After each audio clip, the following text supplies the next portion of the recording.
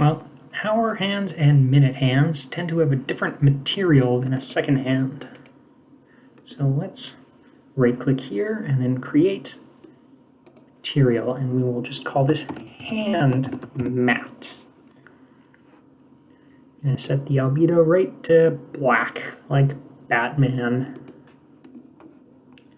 Now, the easy thing about this is that because we've already created this, you just do Control and D, which is duplicate. Now, obviously, there's going to be some things we have to change.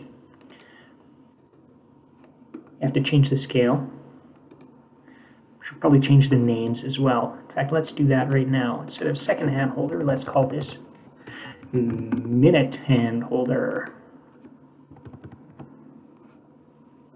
And instead of second hand, we'll call this minute hand.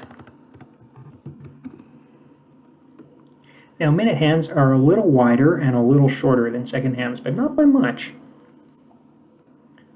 So let's just call this 2, 2. There we go. And change the material. Said 1.7 before, didn't we? And shorter, so 0.45, and that means we also need to change this thing too. That's our minute hand. Maybe we should make it a little thicker. There. This is our minute hand.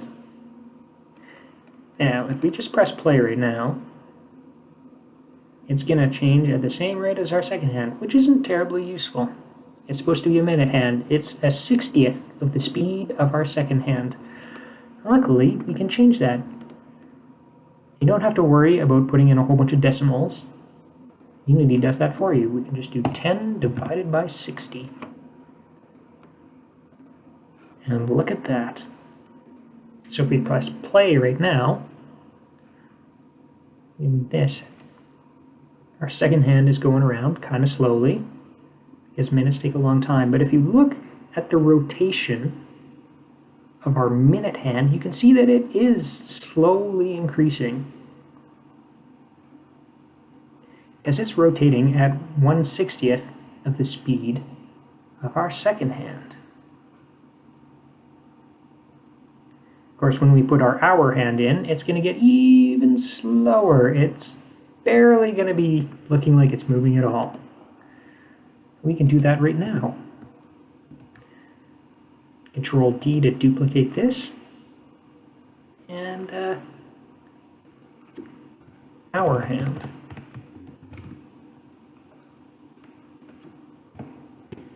Hour hand holder.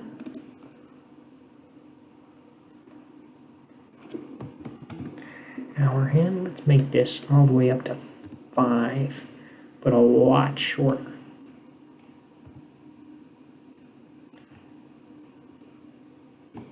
There. And its rotation speed is going to be this divided by 60. Oof, it's getting pretty small. And you can see how small it's increasing. We would have to let this program run for a really long time before this thing got around. Whole hour, and I'm not going to subject you to a video that's just an hour of watching a clock.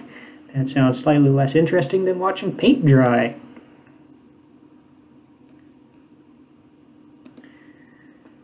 Instead, we're going to put in some other things. So one of the things that clocks have are hour indicators. Let's see what we can do with that. I'm going to create another empty. We'll call this hour indicator holder, and you'll see why in a second. Because I'm going to create a cube, 2 cubes actually.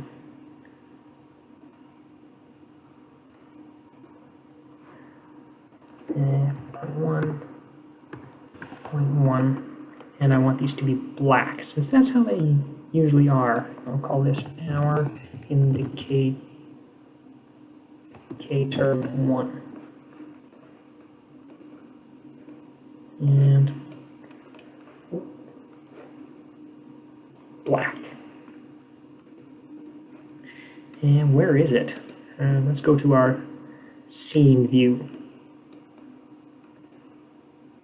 Drag it up a bit to see where it is. It's pretty thick, so maybe we can go 3,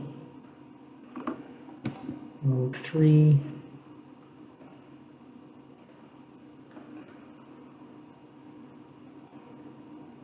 Drag this out a bit. We put the Z all the way at 0.5. It's going to be off our clock a bit, but since this is a digital clock, or virtual clock, that doesn't really matter that much. And how high is it? Let's make it at 1.5. There we go. I'm just going to duplicate this and make the Z negative. So now we have an indicator at our bottom too. Now, I should probably change this to 2.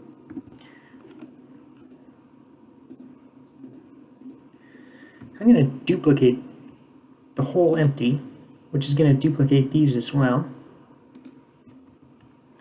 Then I'm just going to rotate it by 30 degrees. So here's our 1 o'clock and 7 o'clock markers. This is 12 and 6. So if I duplicate this, put it at 60 degrees, and we have 2 and 8, 3 and 9, 4 and 10, and 5 and 11. And so now we have hour markers.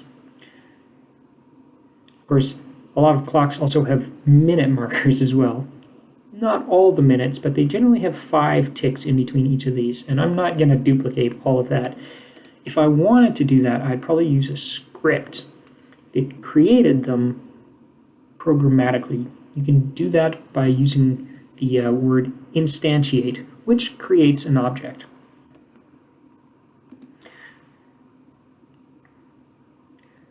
We can see how this looks now.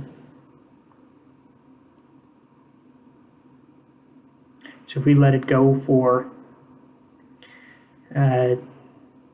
5 minutes, we would see our minute hand reach the 1 o'clock marker.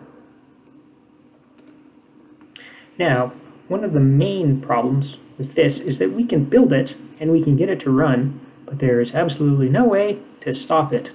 You'd have to either Alt F4 or go into the task manager and shut it down from there. So one of the things I'm going to do right now is create a new script.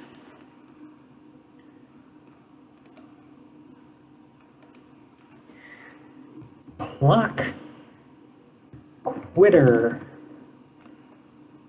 There's no, there we go, clock quitter. This is simply going to quit our application.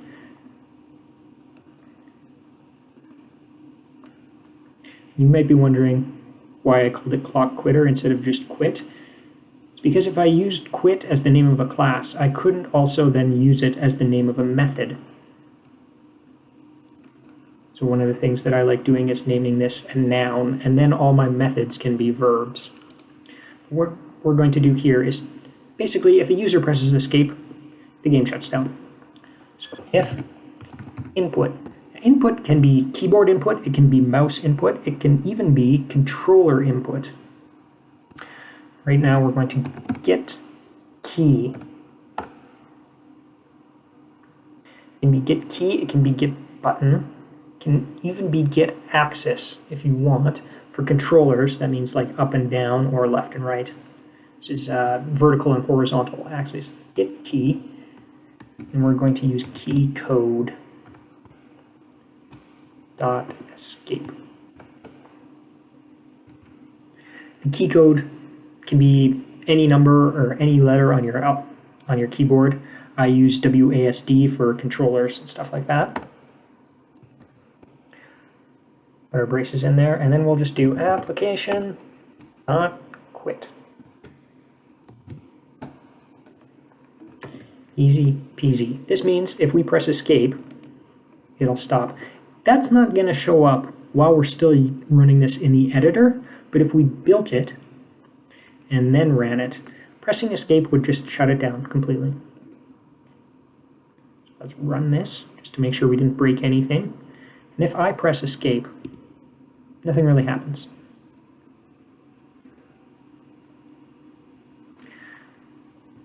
So let's save our progress and now go to Edit, Project Settings. Project Settings is where you can set up a whole bunch of different things, but I'm going to go into Player, Resolution and Presentation. This is a simple clock. We don't really need it to take up the whole screen. Let's go Windowed, and what resolution should we use? 800 by 600 is standard. I'm going to go even smaller though, 600 by 450, because that's still a 4 by 3.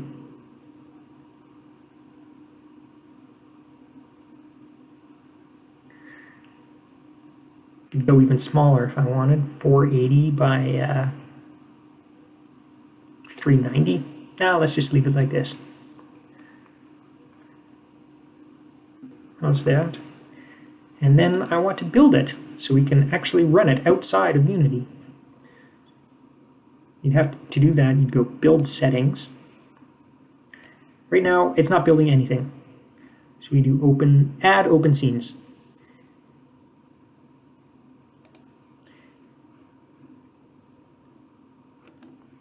And then press Build. It brings up, where do you want to build it? Well, I like to have a completely separate folder specifically for builds.